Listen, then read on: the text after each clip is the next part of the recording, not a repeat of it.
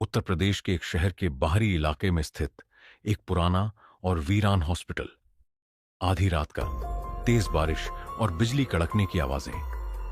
पुराने शहर के लोग ब्लैक शैडो हॉस्पिटल का नाम सुनते ही डर से कांप उठते थे। कोई नहीं जानता था कि वहां कौन कौन से हादसे हुए हैं।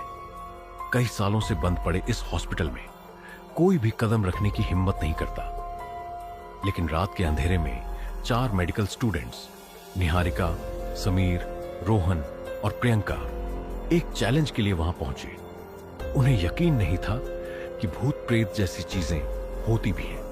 हॉस्पिटल के दरवाजे पर लगी जंग लगी चेन और ताले को तोड़कर वे अंदर दाखिल हुए। भीतर का नजारा दिल दहलाने वाला था। चारों ओर खून के धब्बे, दीवारों पर अजीब अजीब पेंटिंग्स और फर्श पर टूटे कांच बिखरे पड़े थे।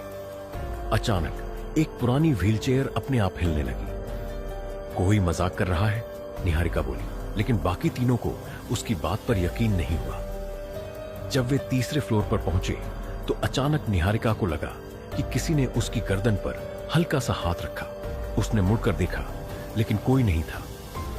यह जगह ठीक नहीं है, प्रियंका ने धीरे से कहा। रोहन ने मजाक उड़ाते हुए कहा, डरपोक मत बनो, आगे बढ़ते हैं। लेकिन जैसे ही वे ऑपरेशन थिएटर के पास पहुंचे, वहां एक दरवाजा जोर से बंद हुआ। उस कमरे के भीतर चारों ने देखा कि एक बड़ा सा ऑपरेशन टेबल था जिस पर खून के ताजे धब्बे थे।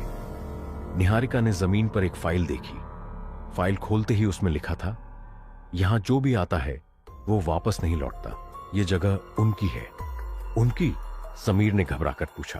तभी अचानक कमरे की सभी लाइट्स अपने आप बंद हो गईं। चारों अंधेरे में चिल्लाने लगे। जब लाइट्स वापस आईं तो उनके सामने एक अजीब सी आकृति खड़ी थी। उसकी आंखें लाल थीं और उसके लंबे नाखूनों पर खून लगा था। भागो! प्रियंका ने चिल्लाया, लेकिन दरवाजा अपने आप लॉक हो गया। उस आकृति ने धीरे धीरे चलना शुरू किया और कहा, तुम सब यहां मरने आए हो। किसी तरह समीर ने खिड़की तोड़ी और वे सभी दूसरी मंजिल तक कूद गए। लेकिन हॉस्पिटल के हर कोने में वही रूह दिख रही थी। तुम यहां से बच नहीं सकते, रूह ने कहा। जैसे तैसे चारों मुख्य दरवाजे की ओर भागे। लेकिन जब उन्होंने बाहर की ओर देखा तो पाया कि वे उसी ऑपरेशन थिएटर में वापस पहुंच गए हैं। हॉस्पिटल से बाहर निकलने का हर रास्ता बंद हो चुका था। रूह ने उन चारों को घेर लिया। उसकी डरावनी हंसी ने उनकी आत्मा तक को कंपा दिया। तुम लोग यहां क्यों आए? रूह ने पूछा। हम सिर्फ देखने आए थे, रोहन ने कांपते हुए कहा। तो अब देखो, यहां का अंधेरा तुम्हें हमेशा के लिए अपने पास रखेगा। अचानक चारों ने महसूस किया कि उनके शरीर बेजान हो रहे हैं। उनके चिल्लाने की आवाजें हॉस्पिटल की दीवारों में गूंज गईं। रात खत्म होने तक ब्लैक शैडो हॉस्पिटल के गेट पर सिर्फ 4 खून से लथपथ स्टेथोस्कोप पड़े मिले। 4 और लोग, आर्यन, समीरा, करण और मीना, इस हॉस्पिटल की सच्चाई जानने के लिए वहां आए थे। उन्हें पहले ग्रुप के लापता होने की खबर मिली थी। वे खुद को बहादुर समझते थे, लेकिन यह जगह किसी की भी हिम्मत तोड़ सकती थी। जैसे ही वे पहली मंजिल पर पहुंचे, उन्हें एक बंद कमरा मिला। दरवाजे पर खून से लिखा था, यहां मत आओ। लेकिन उनकी जिज्ञासा ने उन्हें रोकने नहीं दिया। दरवाजा खोलते ही उन्हें एक मरीज मिला। वह बिना हिले डुले बेड पर लेटा हुआ था। उसकी आंखें खुली थीं, लेकिन ऐसा लग रहा था कि वह जिंदा नहीं है। यह कौन हो सकता है? आर्यन ने पूछा। समीरा ने उसके हाथ पर लिखा देखा, मुझे यहां से बाहर निकालो।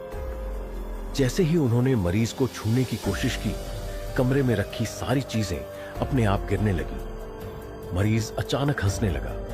उसकी हंसी इतनी तेज थी कि उनके कानों में दर्द होने लगा। वह हंसते हंसते बोला, तुम लोग अब नहीं बचोगे। मेरी जगह अब तुम सब लोग यहां रहोगे।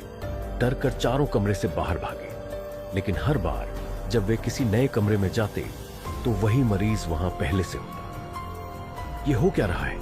मीना ने डरते हुए पूछा।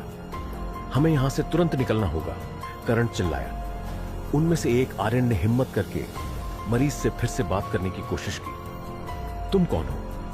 मरीज ने धीरे धीरे कहा, मैं वही हूं जो इस हॉस्पिटल में आखिरी जिंदा इंसान था। तुम लोग भी अब यही बनने वाले हो। जैसे ही वे हॉस्पिटल से बाहर जाने के लिए दौड़े, एक एक करके उनके चारों ओर अंधेरा छाने लगा। अब हर जगह से अजीब अजीब आवाजें आ रही थीं। किसी ने उनके पीछे से विस्पर्ड किया, तुम यहां क्यों आए?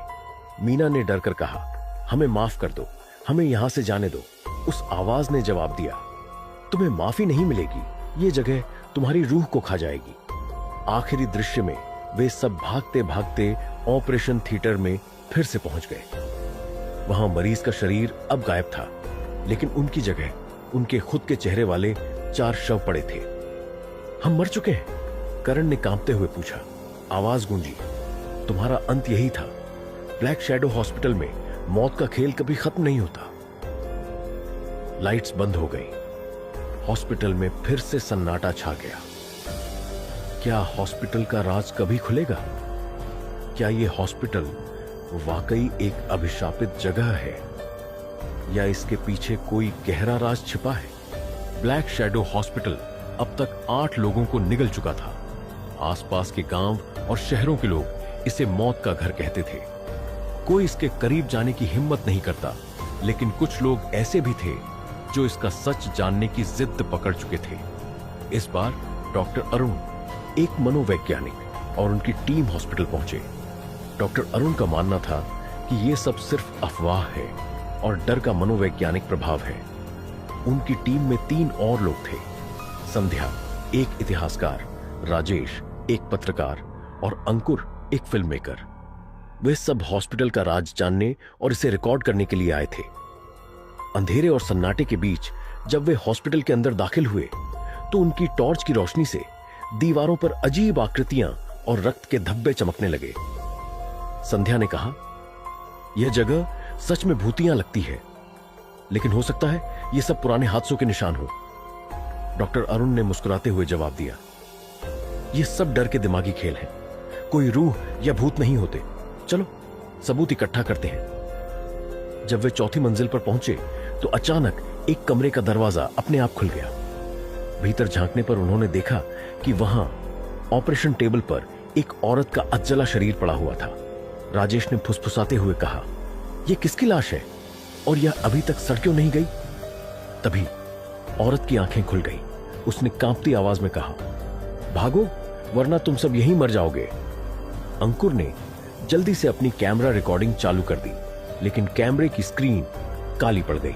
औरत की चीख गूंजने लगी और कमरा अपने आप लॉक हो गया। टीम ने जब कमरे से भागने की कोशिश की तो हर बार वे उसी कमरे में लौट आते। डॉक्टर अरुण को समझ नहीं आया कि यह कैसे हो रहा है। यह दिमागी खेल नहीं हो सकता, यह कुछ और है, उन्होंने पहली बार डरते हुए कहा।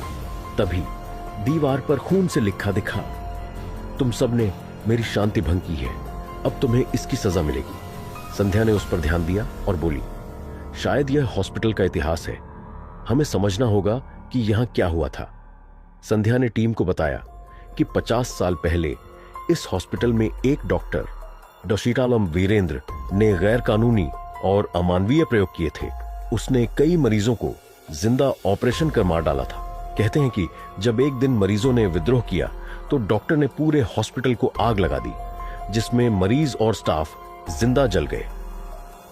शायद उनकी आत्माएं अभी भी यहां फंसी हुई हैं, संध्या ने कहा। जैसे ही वे नीचे जाने के लिए सीढ़ियों की ओर बढ़े, हर जगह खून बहने लगा।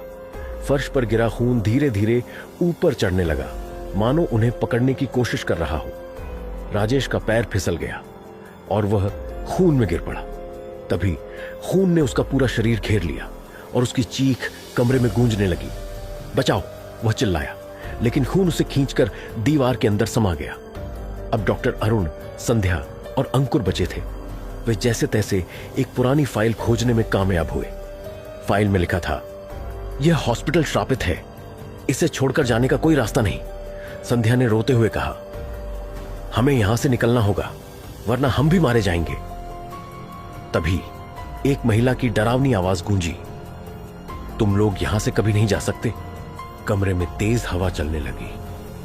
डॉक्टर अरुण ने महसूस किया कि उनकी गर्दन पर किसी ने हाथ रखा है। कौन है? उन्होंने चिल्लाया।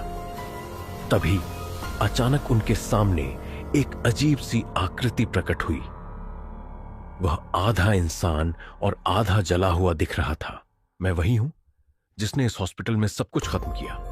अब तुम भी खत्म हो जाओगे। डॉक्टर अरुण ने संध्या और अंकुर को भागने के लिए कहा, लेकिन जब वे दरवाजे की ओर दौड़े तो दरवाजा पिघलकर खून में बदल गया। संध्या ने हिम्मत जुटाकर उस रूह से पूछा, तुम हमसे क्या चाहते हो? रूह ने धीमे स्वर में कहा, यह जगह सिर्फ हमारी है। तुम सबने यहां कदम रखकर हमारी शांति भंग की। अब तुम्हारी आत्माएं हमारी कैद में रहेंगी। डॉक्टर अरुण ने आखिरी कोशिश में फाइल से जुड़ी एक प्रार्थना पढ़नी शुरू की, लेकिन जैसे ही उन्होंने प्रार्थना पूरी की, रूह गुस्से में चीखने लगी। उसने डॉक्टर अरुण को उठाकर खिड़की से बाहर फेंक दिया। संध्या और अंकुर ने देखा कि अरुण का शरीर नीचे गिरते ही राख में बदल गया। संध्या और अंकुर भागने की कोशिश में हॉस्पिटल के मुख्य हॉल में पहुंचे, लेकिन वहां उन्होंने देखा कि राजेश, डॉक्टर अरुण और पुराने सभी लोग जिंदा लग रहे थे। तुम सब? संध्या ने कांपते हुए पूछा। तभी उन सब ने पलटकर संध्या को घूरा और कहा, तुम भी अब हमारी तरह हो। हॉस्पिटल की लाइट्स बंद हो गई। बाहर से किसी ने देखा कि हॉस्पिटल की खिड़की से सिर्फ 2 और परछाइयां गायब हो गई। ब्लैक शैडो हॉस्पिटल की दहशत हमेशा के लिए बनी रही। वहां आने वाला कोई भी इंसान कभी वापस नहीं लौटा। यह हॉस्पिटल अब रूहों का घर कहलाता था।